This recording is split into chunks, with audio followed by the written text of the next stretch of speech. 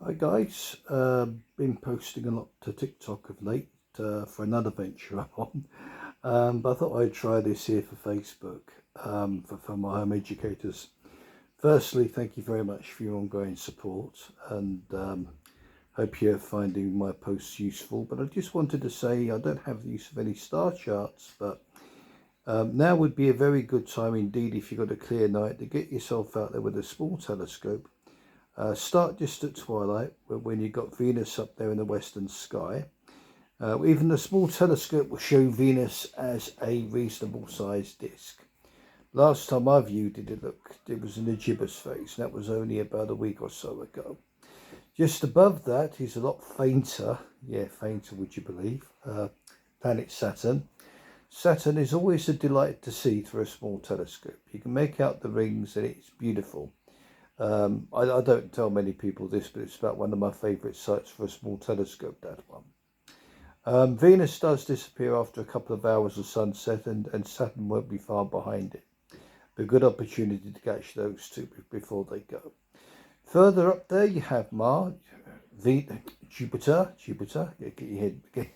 So, tripping over my tongue there. You got Jupiter, and Jupiter is the brightest object in the night sky other than the moon. You can't miss it. After its other challenger, Venus has left the skies. Jupiter then takes the crown as being the brightest celestial object in the night sky after the moon, and you can't miss it. Just look up north, sort of around Taurus Way, above Orion, and you will see Jupiter. And not far from there, you've also got Mars. It's not very often that the planets are presented to us like this, that you can pretty much tick every single one of them off on your list. And Jupiter, if you can look at that for a small telescope, you'll see the north and south equatorial belts. You can also make out the Galilean moons. So certainly worth looking at there. And with the Galilean moons, you can always use an app to find out which one is which, given the particular time you're looking at them.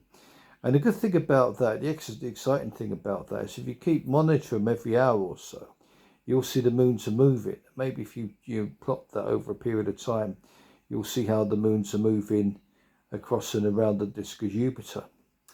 And then you've got Mars. Mars is never an easy object with the best one in the world. It's a lot smaller than we are. When it's at opposition or closest to us, you can make out the dark areas of Mars. And it always is a pleasure to view Mars, that lovely red planet. Some people mistake it for Aldebaran. Aldebaran, of course, is a star, and he's close to the Pleiades and doesn't move. Mars probably similar in colour, which makes sense. They're both red. But Mars is a fantastic delight if you can catch it through a telescope.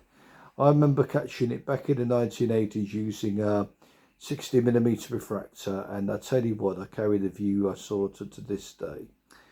Certainly well worth having a look at. And you only need a small telescope to see these details. So if it's clear, get out there, get observing. And if you can find Uranus and Neptune while you're at it, because they're up there too, you won't be able to resolve any details on them. You won't easily resolve them to a disk. They're not even naked eye objects. But if you can see them, they appear like little blue dots. And it's worth having a look just to tick it off your list to say you've seen it. I did the other day, and it was nothing outstanding, but hey, hadn't seen it before. There it is. I'm happy now. I may wander by again, but there's not a lot to see here otherwise. So there's a brief stargazing chat for you.